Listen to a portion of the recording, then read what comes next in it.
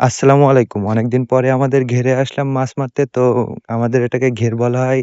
আপনাদের ওদিকে হয়তো পুকুরও বলা হতে পারে। তো মাঠে যেটাকে বলে সেটাকে ঘের বলা হয়। তো মাঠে এসে ১ম এ আমি পালাগুলো তুলে নিলাম। পালাগুলো তোলার পরে পালাগুলো তুলতে হবে কারণ এখানে পালার ভেতরে যদি আমি খ্যাবু দিই জাল দিয়ে তাহলে একটাও মাছ পড়বে না। পালার উপরেই জালটা থেকে যাবে। যার কারণে আমি পালাগুলো তুলে হালকা পরিমাণে কিছু খাদ্য দিয়ে দিলাম যাতে মাছগুলো এখানে আসতে পারে আর আমি সহজেই মাছগুলো ধরতে পারি। তো তারপরে আমি কিছুক্ষণ অপেক্ষা করব। অপেক্ষা করার পরে তার ভেতরে আমি জালটা ঠিক করে নেব। জালটা ঠিক করে ওই দেখুন তার ভেতরে বহুত মাছ চলে এসেছে। জালটা আমি ঠিক জাল মারা আমি অনেক আগেই শিখেছি। ছোটবেলা থেকে হয়তো পারি না। তারপরেও যখন আমি আমার মনে আছে 10 পাস করি তখন আমি জাল মারাটা শিখেছি।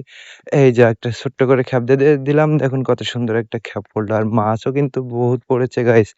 দেখুন বন্ধুরা অনেক সুন্দর মাশাআল্লাহ অনেক মাছ পড়েছে। তো আস্তে, আস্তে জালটা তুলতেছি। দেখুন, দেখুন গাইস কতটা মাছ উঠেছে। তো একটা খ্যাপেই যথেষ্ট। আর এই মাছগুলো আমি নিয়েছি আর বাদবাকিগুলো ছেড়ে দিয়েছি আরকি। এগুলো খাওয়ার মতো মনে হয়েছে তাই। তো আজকের ভিডিও এই পর্যন্ত। আশা করি সবাই ভালো থাকবেন। আসসালামু আলাইকুম।